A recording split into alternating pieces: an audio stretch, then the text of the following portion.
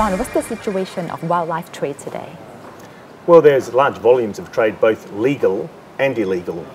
Under the convention that I'm responsible for, we manage and regulate trade in about 35,000 species of plants and animals. What about wildlife crime? Wildlife crime is a serious problem worldwide. We estimate, based upon reports that have been done by other organisations, that it is worth multiple billions per year. It is a crime now that is involving organised crime. There are huge profits to be made, and we need to take significant actions to stamp it out. Why are they so high in demand still, wildlife animals? Well, there's a legal demand, so we do have legal trade in wildlife. Under our convention, 97% of the species that are covered, you can legally trade, provided you acquire the species under local law, that you do a scientific finding to say that the taking of the species was sustainable, and you report the trade to us. So we have 11 million records of legal trades under our convention over the last 30 years. For example, snake trade from Indonesia to Europe for the fashion industry. For example, trade in alligators and crocodile, legal trade for various purposes. Trade in a number of timber species is legal. But then we have a serious threat from illegal trade. And what we see is that illegal trade is primarily related to the most valuable species. So we're seeing rhino horn, for example. We have seen from 2007, 13 rhino were poached in South Africa. In 2011, 448 rhino were poached in South Africa. Why are they being poached? Because they're valuable on the black market. They're so valuable on the black market that organised crime is involved in this. And so efforts are having to be taken within South Africa and with partners across the world, including in Asia, to stamp out this illegal trade. Because if it continues the way it is, and if the trends continue the way they have been, we will drive this species to extinction through poaching and illegal trade. And most of the illegal trade done in Asia, in Africa, or where in the world? So I'd say illegal trade is a problem worldwide.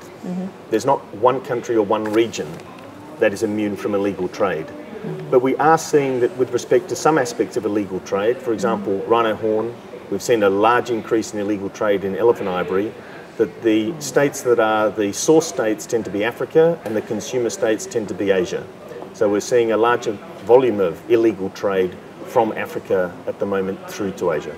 And tigers, are they also being poached for whatever reasons, for decorative items and for medical reasons as well? So tigers have been poached and illegally traded for many years now. In fact, the number of tigers has been driven down from 100,000 to 3,200. So we have a very small population of tigers surviving in the wild, and one of the primary reasons for that has been poaching. Not the only reason, but one of the significant reasons why we have such a large decrease in numbers is because of poaching and illegal trade. The numbers are now so small, 3,200, that the poaching and illegal trade of any animal has a significant impact. So what we have to do is redouble our effort with respect to enforcement, because now we're at such a critical stage.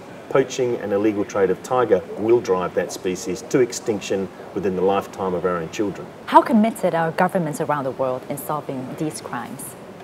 Well, the convention I'm responsible for, the Convention on International Trade in Endangered Species of Wild Fauna and Flora, known as CITES, or the Washington Convention, has 175 parties.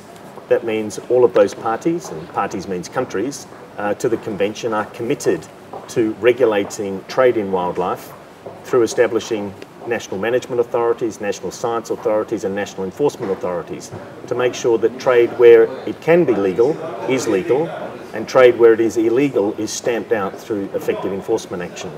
Now, the level of commitment varies perhaps from country to country, from species to species, but what we see is an overall commitment. But I do believe we need to raise the political commitment to the implementation of this convention to a higher level. How do you think can we best combat illegal wildlife trade? We can best combat illegal trade in wildlife through several means. Firstly, we have to involve all of the players that are involved in the enforcement chain. So if you look at dealing with illegal trade in wildlife, it's not just about a customs authority seizing something in the border. It's not just about the police officer investigating a crime. It's not just about the prosecutor prosecuting a crime. It's not just about the judge sentencing a criminal. We need to get the whole enforcement chain together. So we need to involve customs, we need to involve police, we need to involve the justice system. And what we're doing at an international level is we've brought together the relevant international organisations in a consortium called the International Consortium on Combating Wildlife Crime. It's the CITES Secretariat, it's Interpol, it is the United Nations Office of Drugs and Crime, it is the World Customs Organisation and the World Bank, working together in a collaborative way, as we are at the Tiger Crime Summit that's going on today, working in a collaborative way to provide support to national authorities with respect to the whole enforcement chain, so that you can bring a concerted effort to bear at a national level involving all of the relevant players. We need to see that replicated at a national level, and we have been heartened by what we've seen in South Africa. South Africa has been confronted with major threat to its white rhino population, with 448 rhino poached just last year. But what the South African government has done is brought all agencies together to have a concerted effort, from the person in the field doing the field work right through to the judiciary and everyone in between. And we have seen various people now prosecuted and convicted and given sentences running into 10 or 20 years for illegal trade in rhino horn. That's sending a powerful message back to the criminals. You will be pursued, you will be caught, you will be prosecuted, and you will be incarcerated. That's the sort of action we need if we're going to stamp out this illegal trade in wildlife. Do you think all the concerted efforts that so many organizations are trying to work on will be able to keep up with the criminal activities? Well, I think we're going to put in place our best effort, because what we need to recognise, this is serious crime, there is high profit, it is robbing the environments of its plants and animals, it's robbing local people of their livelihoods, it's robbing states of their cultural heritage, their natural resources. We have to respond to this. So we're doing our best effort at international level to bring together these 5 agencies to combat wildlife crime, to assist national authorities, but it's a long battle and we've just started the fight, and we need to persist, because the only way we will succeed is if we persist, we keep working, we become cleverer, more sophisticated, more coordinated, because that's the only thing we can do to combat the criminals who are equally sophisticated, coordinated and adaptive. How can the general public help? The general public can help in many ways. I think it's important for the general public to know that consuming some species is in fact driving them to extinction. So we need to work with the general public to know that we should not be consuming tiger, we should not be consuming rhino horn, we should not be consuming elephant ivory. We should check if we have a species from the wild to see that it was legally sourced and sustainably sourced. So as consumers, as members of a society and consumers, we can have a huge impact on illegal trade by not fueling the supply. If there's no demand, there's no supply. But also, members of the general public, local communities, are the best source of intelligence for intelligence agencies. So people out there on the ground, be it in a city context or in a rural context, can provide advice through to local authorities and other authorities of what they see and what they hear. If we don't do anything at all, what species would be soon extinct? I think you could say what species will soon be extinct? Any species that's of commercial value. So you could say if we weren't acting to save the rhino, that rhino would go extinct in the wild. And if we look historically, the numbers of the rhino had plummeted. The white rhino had plummeted to about 60.